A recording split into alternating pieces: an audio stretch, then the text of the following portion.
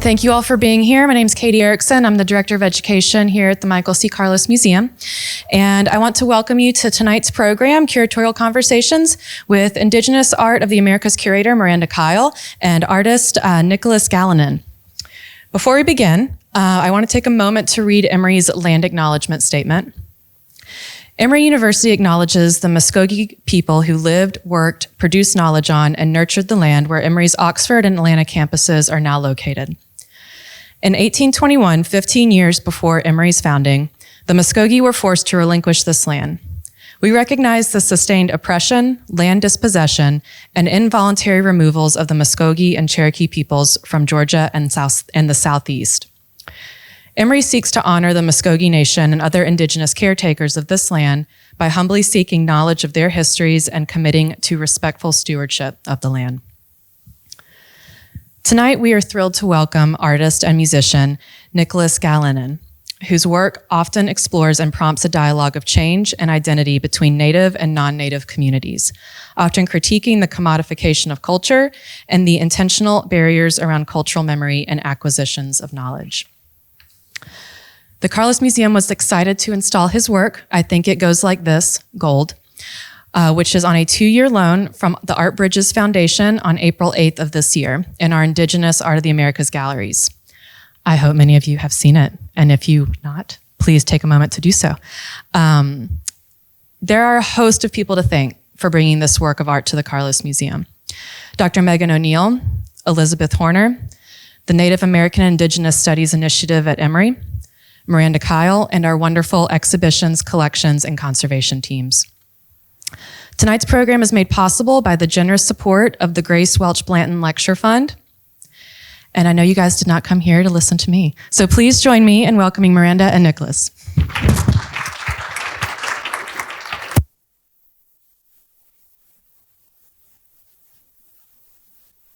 I'm thoroughly convinced they give us these tall chairs just so you guys can watch us struggle to get up for a minute.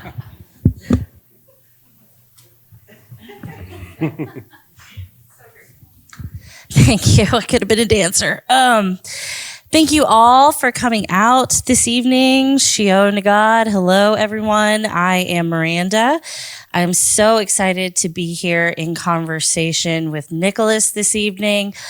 We're going to keep it relatively light and conversational because I'm sure you're all brimming with great ideas and questions and things you want to ask him. So we'll make sure to leave a little bit of time at the end for your questions. So please jot them down as we go through and hold them as tight as you can until we get to the end. First of all, thank you so much for traveling all this way to spend time with us. Appreciate it. Goodness, geez, thanks for having me. It's great to be here. So I want to kick off our conversation by talking about and grounding us in family. You come from a very long line of artisans and makers, and you have this big, beautiful family that has been integrated into your life and your work and your making process. And to many westernized art audiences, this blurring of the lines of the artist's creative output and their private life is a relatively novel concept, and what many critics are like, no, we keep these things separate. But you have taken this and you really feel and work through like this is an essential element of your process. So can you talk to us a little bit about that? I feel like this includes land, this includes continuum, and I have some images I can share with you as we speak towards this. This is my home community, Shitka or Sitka, Alaska, and this is, this way. This is my clock. So this is the calendar of the seasons of how we harvest and feed our families, feed our elders, teach, how we teach the connection to this place. And I think those teachings include everything. They include language, they include the knowledge, the ancestral knowledge, in this photo, we're dip netting for sockeye salmon, and in the back there is hoots, which is a brown bear. And in our culture, hoots taught us how to survive on the land and catch fish like this. So we fish, alongside and in these spaces during these times, and we smoke our salmon. This is my father's smokehouse, and we pass that on. So that's, those are huge parts of my practice and my understanding of being here today. So. And we see like these elements like throughout your whole portfolio. We see the bear. We see in every interview and video you've done, the kids pop up. They're helping you with the tasks at hand or the chores, or even in the shop. I remember seeing one of your interviews and you were with your cousin, I believe, working on a totem pole. And so it feels very much like your practice is sort of the family practice.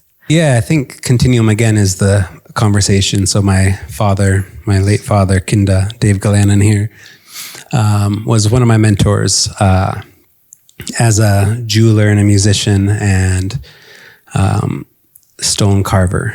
And my great-grandfather, Chlaena, was a wood carver in our community.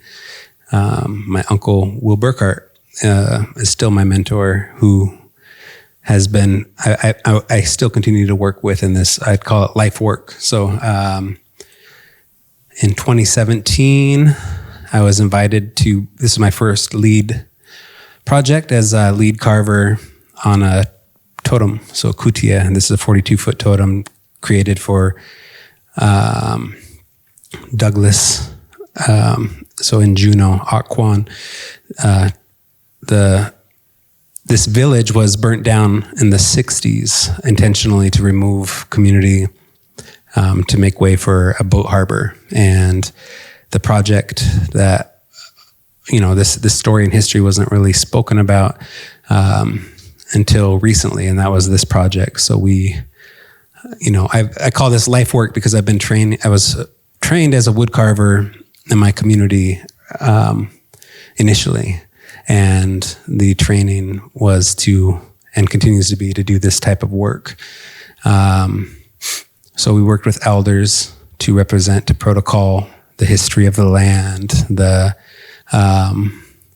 representation of the stories, and the healing of the project, as it was a healing pole, was to tell the story of that history.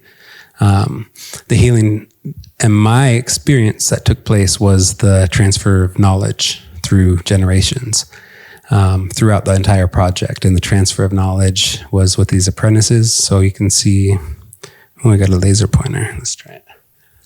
All right, there's my cousin Lee that you mentioned, my mentor, my uncle Will there.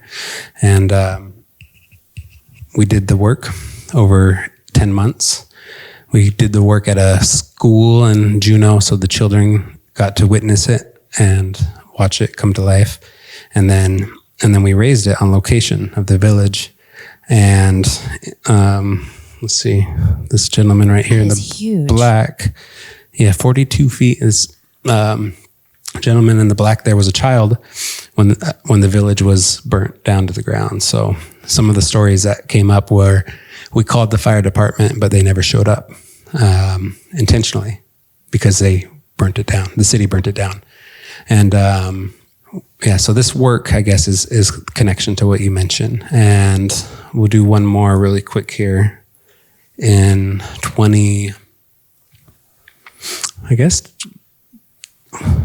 maybe it was this year. I don't know. COVID's crazy. Kind of is a flat circle. It's fine.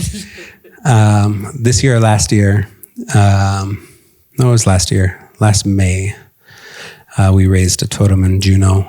This is a 27-foot totem. This is some of the process. This is it's a Kagwantan totem. In Juneau, the state of Alaska, now currently, the government thought it would be a good idea to raise a bronze statue of William Seward in a time where we are questioning monuments, in a time where we're questioning who's represented and whose histories of stories of monuments. The state of Alaska commissioned a Seward statue. Seward is, they call it Seward's Folly initially, but Seward was responsible historically for the purchase of unceded Alaska.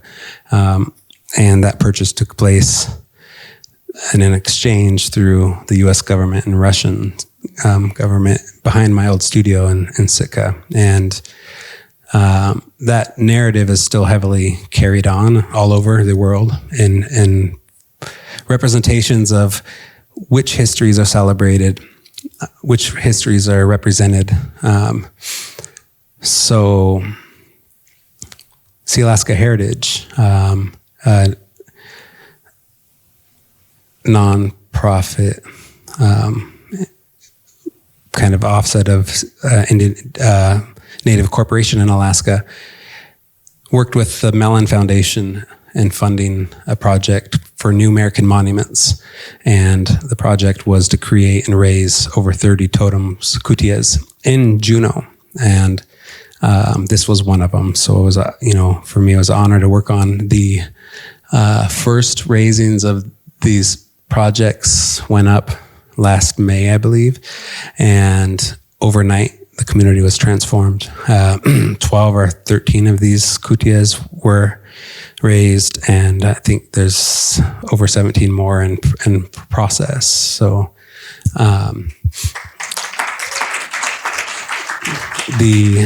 Incredible. The work again was, for me, it was really a way of, I don't think there's ever been this scale of, in recent times, where in like violent genocide and colonial histories of removal, and a removal of ourselves, our language, our work that's placed into these institutions and museums, our place names of these places, our histories, these kutias and totems tell. There's never been anything of that scale in recent times. I think it was in the early 1900s, which my great-grandfather was part of with the CCC woodcarvers. They did some carving of totems at that time. So it's, to me, the power and beauty of it was that we got to see carvers in every community doing this work, and they were training future generations of that in the same process. So I love this, and it's a perfect segue. Thank you for setting me up so nicely, because I came to know your work through your public art practice. And that sort of monumentality feels like it's just built into your DNA, and that's like an area of fluency for you. Your piece, Never Forget, that was in the Desert X exhibition, really had the art world's attention. It had Indian countries' attention. I had probably had the spiciest conversations ever in my Instagram DMs over this piece. Too spicy. But it was like, it created like a lot of really profound discourse around, making monuments on stolen land can be an act of reclamation, if the maker is Indigenous, but also how the art world has a really wonderful habit of being comfortable with extractive, tokenized cultural pandering. And the piece really called attention to that fact and sort of the pan-Indianism treatment that gets shielded as inclusivity, and tourism sort of becomes a shield for some of this, like extraction of culture. And we see the romanticization of material culture, like in your sculpture that's installed here. And so where does this conceptual thread, where do you see it leading you? I guess I can speak a little bit about this really quick. In 2021, Desert X Biennial on Agua Caliente, Coahuila territory, where that takes place, I was invited to create a work. Desert X is land-based biennial of public our outside works. And I was actually invited in the work was proposed and planned, I think, in 2018 or even prior to that. But the scale of the project was 1-to-1 of the Hollywood land sign. And so to execute that, we delayed it 3 years, essentially. The work is titled Never Forget. The font and the material is the same as the Hollywood land sign. And for those that don't know about the history of Hollywood land sign, it was a real estate advertisement for white-only segregated communities to essentially settle on stolen Indigenous land. So this work is about land. This work is not about the imagery here that you see. It's not actually about the object. It's not about the sign, which was massive. It was 360-something feet and 44-foot tall letters. The work is about the land that it's on, the conversations surrounding the history of land, and conversations around ideas of land back and what that might be or mean. And we know the discourse surrounding land back continues. The work of that continues in many different communities. One important aspect of this work that was there initially when the work went up, but I feel like the pop imagery, the large scale, all of the things, the hurdles for people to try to, get past is that this work was a call for settler landowners to return legal title of their land back to Indigenous care. And nobody had done that till recently from the same project, which I'll speak about. So the project's ongoing, even though the work's not there. Alongside that, there was a monetary. If you didn't have legal title of land, you had monetary contributions set up that I had organized with the NALC, which is the local nonprofit Native American Land Conservancy, and their work is to acquire and protect sacred land. So, that there was a GoFundMe set up that's still live. And, it raised $40,000 or $50,000, which is not significant when you look at but it is in a way, because they recently had a call with them and they said we use that to go towards returning and buying legal title of land. Coachella Valley. Yeah, right? yeah. Right. And I'm sure you guys have heard of the festival. So this is in proximity, same space, just to give you a geographic marker. One more aspect of the work that's interesting to speak about is the engagement. And we should talk about engagement always. We should talk about engagement now as we watch the world and we see things like other genocides happening in other communities in relationship to our own historical histories that we're on in these places now. And, this work was infiltrated social media algorithm with hashtags of those who are willing to take their selfie in front of it and hashtag, but we're not willing to put $5 worth of whatever their morning coffee is into that GoFundMe, into doing this other work. So language is a part of this work.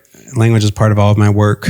The term Indian in this piece, which everyone loves to debate, I think is another, That's why my DMs got real spicy. Sure. Yeah. It's another big hurdle, right? That you have to navigate. And the intentionality of Indian for me in this work was that this is specifically a piece that relates to the United States right now. And the terminology of that is a legal term that we're bound to. Yes, it acknowledges that it does create and erase over 500 specific sovereign Indigenous languages and communities, but it addresses that in the same sense, where Indigenous, and the term Indigenous, might soften that into a global space or conversation. So, and I think that speaks to your ability in this sort of like two-world fluency to find how do we translate a concept that is Indigenous at its core to a predominant audience that is going to be from the mainstream or colonizing culture. You went to school in London, and when you were there, they asked you, they were like, your visual language is way too specific. Can you... Too spicy. Yeah, too spicy. Can you make it less... Can you make it less or different or change it? And how did that mandate sort of help you grow your current fluency of being able to straddle conversations in these two worlds, but also push you towards your current methodology and seeing your role in your own community and in the greater art world, you know, as part of this continuum of your community's visual language? I don't know if I like to think of it as duality or two worlds. The problem to me with white supremacist narratives is that this world belongs to that.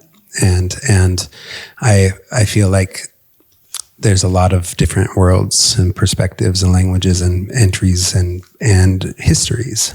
And so I try to avoid, specifically that, I suppose, but I understand the question as a way of specifically going to London and, a place that has colonized our communities and the world in very specific ways in forms of consumption and violence. And the time that I was in that space was really formative in certain ways. We're told, some of us are told in certain generations, that we can go to institutions and access information, knowledge, and forms of things that might provide us opportunities and success in these changing worlds. And at the time in London, I was asked to hang up everything that I knew culturally to participate. And I didn't know how to respond, but I carried my identity, my culture, and my ideas in my own sketchbook without bringing it to my mentors in that space, because it wasn't for them. They couldn't. It was for them, but not at that time. And I think I provided them what I needed to get my degree and continue on, and I did so without going back. And what I gained and learned there was many things, but it was also that I think it was it started to create more works and things that navigated these realities. And this piece here was done for the 2020 Biennale of Sydney, and the work's titled "Shadow on the Land: An Excavation and Bush Burial." It's an anthropological archaeological dig site done in Sydney, Australia, and it's the dig is the shadow of the Captain Cook statue and monument. The Captain Cook statue and monument is this was done at the time where the government in Australia was celebrating their 250th, I think it was 250, landing of James Cook. And on that is a discovery plinth or whatever. So this narrative of discovery, erasing one of the oldest civilizations and histories, understandings of place, because that's what anthropology that spawns from white supremacist narratives of a history of a place does. It erases people. And in order to excavate the shadow of this statue, I had to dig into the soil. And then when you dig in the soil, you reveal a process, which is anthropology, which has also been responsible for carrying these narratives that are not accurate to representing our community's knowledge fully, but also, you start to uncover objects of evidence of histories that have been here for 65,000 years. So this hubris and intentional amnesia of saying discovery supports one colonial goal, of which ultimately becomes resource extraction and environmental damage and removal of people from place. The bush burial in this title was a reference to a painting in a collection in the National Gallery in Sydney, and the painting is called The Bush Burial, and it was by Frederick, I can't think of the last name right now, but a non-Aboriginal European painter that romanticized the burial of the first settler or white man into Aboriginal soil. And it also has and holds this, that idea is used to romanticize this, we're 7 generations now here, or we belong here too in this certain way. And so, yeah. Such an interesting, as I'm thinking about like this idealization of putting someone in the ground, and that creates a claim, like the definition when we look at like how do we know that a place has been colonized is when something is planted from somewhere else and put in the soil. And like what a profoundly sad metaphor for something like that, this planting of sort of this shift, the cultural shift for the place. So earlier we were talking about storytelling and how necessary being able to pull out these narratives and like create these stories, not just for, one communities, but accessible for everyone. And often there's like a blurred line between fiction and nonfiction in a lot of Indigenous storytelling traditions. I think about storytellers like Tanya Tagaq and Split Tooth. And I love that work. Have you listened to the audiobook? No, I haven't. You should. The book's amazing, but the audiobook, Tanya breaks into song throughout. So it's really great. I'll add that to my list this evening. And I feel, to that point, like I feel like she creates this like brilliant illustration of this very blurry line of how we learn to navigate the world that is this mix of what we can assume was a real accounting, but we know logically there's some fiction and nonfiction in there. And this sort of creative sleight of hand to illustrate a lesson or to teach something fundamental feels really foundational to understanding our positionality in the world. And I see this running through your work. And you've got public art, formal gallery-styled work, jewelry, music.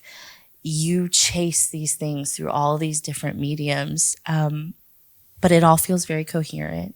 And can you talk a little bit about how you decide how these stories manifest and in what medium? Sure. Or is that secret sauce? No, not at all. It's always different is the thing. Like it's always different. And I mean, I could lead with any of these images if we need to. Let's start here. So early on, as a practitioner of my culture through training and as a wood carver, I worked in a space where we demonstrated for tourism essentially. And that was the only sure place where I could like go access these elder artists and carvers. And in order to be in that space, there was, we had to create what was deemed cultural work.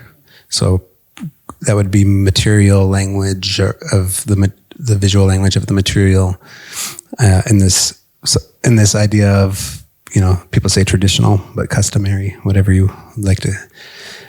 And I quickly found how problematic some of that was. One, from being kind of on display and fetishized to this tourism economy. And the other was how the institutions and the systems really wanted us in one place, and that was in a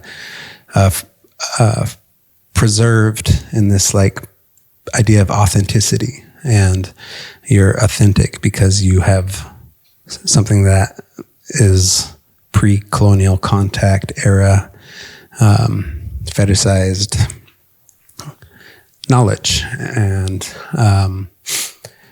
it didn't represent my experience. And I realized it when I was asked to talk about these things in a setting, and I thought that we should be able to talk about our experiences today too. So for me, a big part of this was to create, there was sovereignty and freedom in creating works where I got to decide the material, I got to decide the conversations and the language that's going to be held and the perspectives that'll be shared.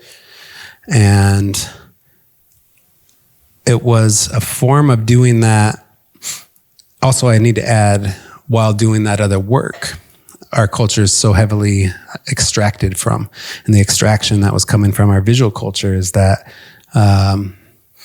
people that are not from our culture would appropriate or misappropriate and become experts in it and teach it. And you know, they have access to universities, they have access to funding and travel, things that we didn't always have access to in our communities.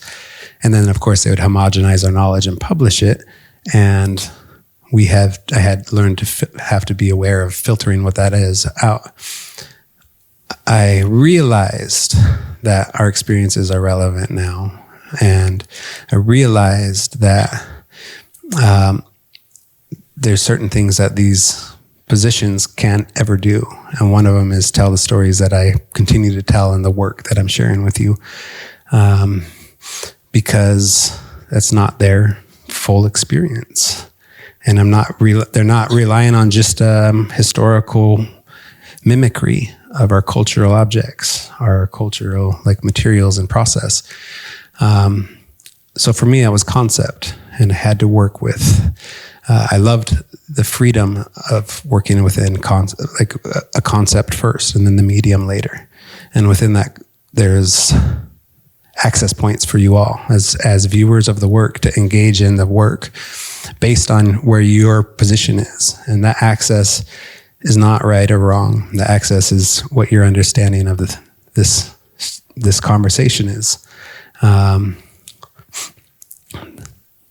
This work here is architecture of return escape. I think this is the Metropolitan Art Museum. So it acknowledges, it's a map, it's a blueprint on hide. And it's a blueprint of institutions that hold our objects.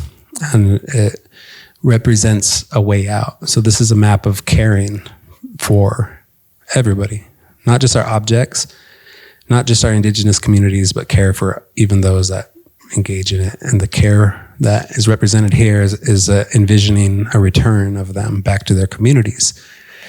Museums can care for things with humidity and temperature, but not spiritual care or not care for the communities that create them. This work acknowledges that in order to care for these objects, you have to care for the people that created these objects and the places. You have not just the people, you have to care for the land that these objects come from. And this shows you how to do it. It shows a way out. And it could be read as a blueprint for a heist. It could be read as a blueprint for a way to like exit through these systems that we're in right now. So I loved the heist idea. I remember when I first saw this, I was like, I can't believe they let him put that in the Met.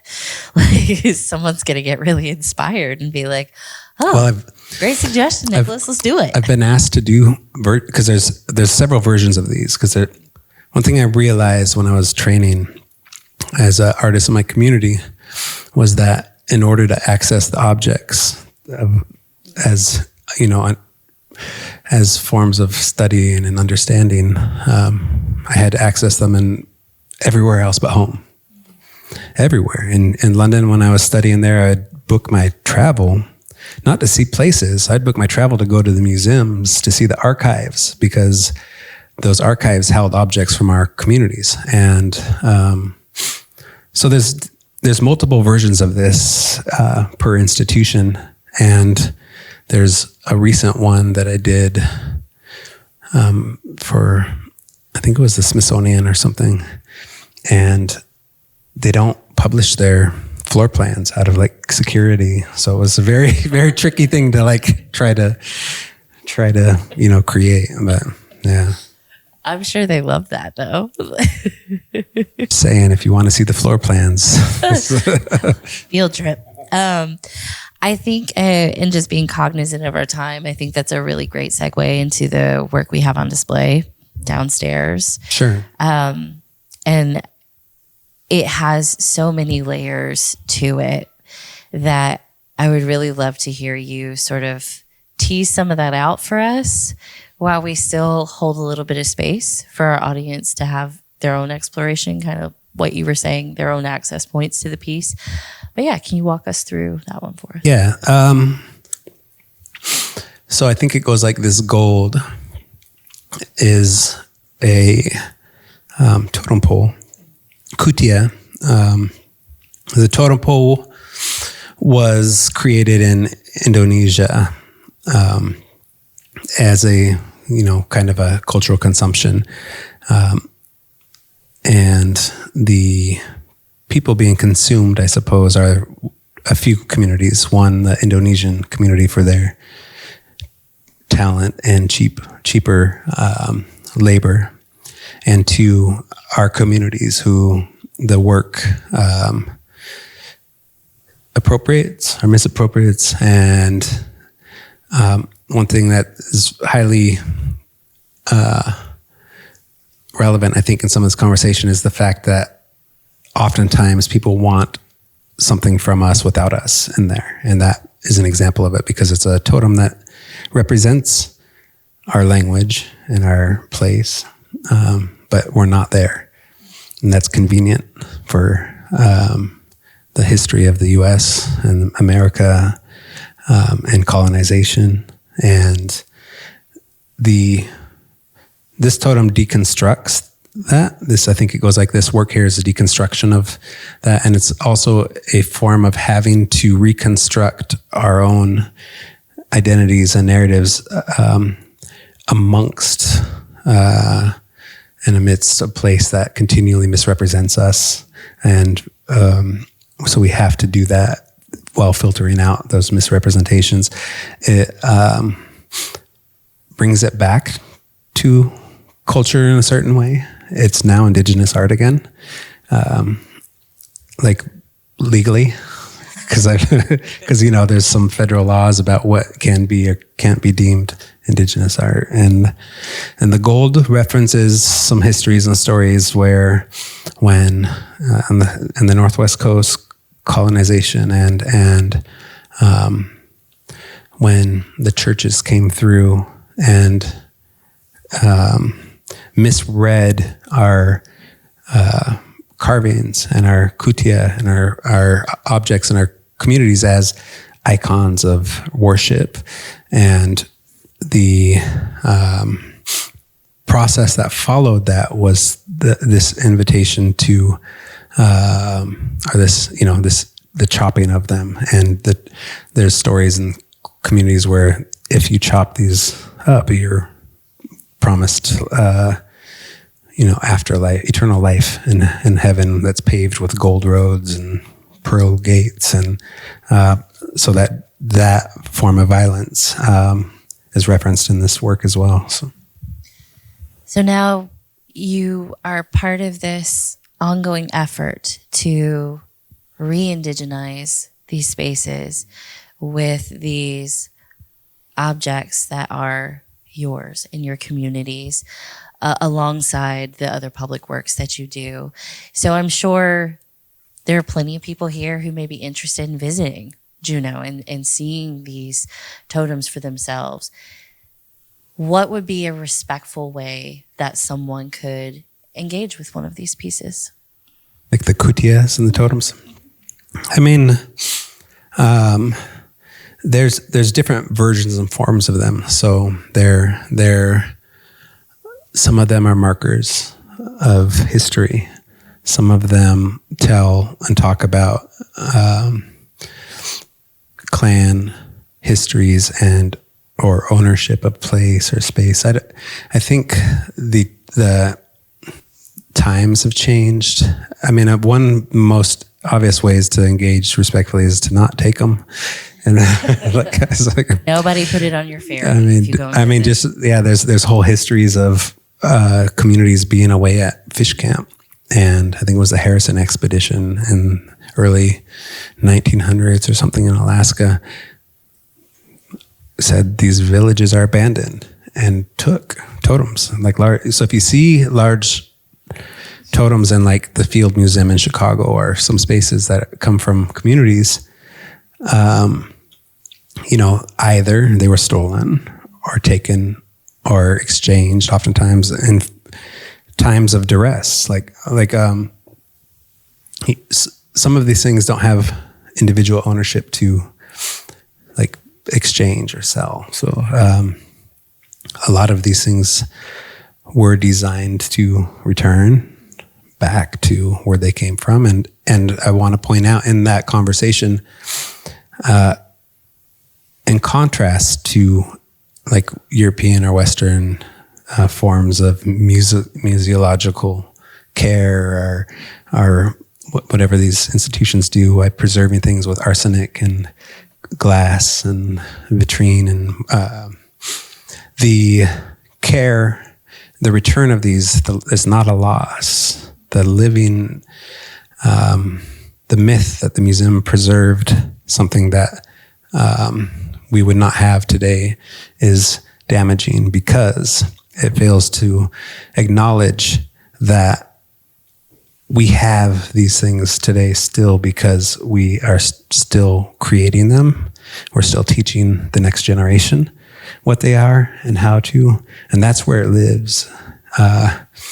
It got removed in that space with introduction of museums alongside the removal of the master apprentice educational understandings of our culture and knowledge transfer. That's not included when someone says museums preserve these things. It lived on in our language, lives on in our understanding of place, and so yeah. I love that. Like, some things aren't meant to be here forever. They're meant to go back from where they came. As I mentioned earlier, you work across multiple mediums. I would love to hear what you're, either materiality-wise, what you're exploring next, or is there a medium that you're chasing? Is there an album coming out soon we should know about? What's next? A lot of things, yeah. Rest. You're at rest, yeah. There's a new record I'm working on. I've got a band called Yatsin, and I'm excited about that. It's been about a year in the works. I've got a solo show at the Baltimore Museum of Art opening in June, and other shows and biennials. And what season is coming up home? When I get home, we're going to go king salmon fishing and halibut fishing. So, yeah, I'm excited. I try not to travel in the summer. So. That sounds wonderful. Thank you so much for your time. Thank you.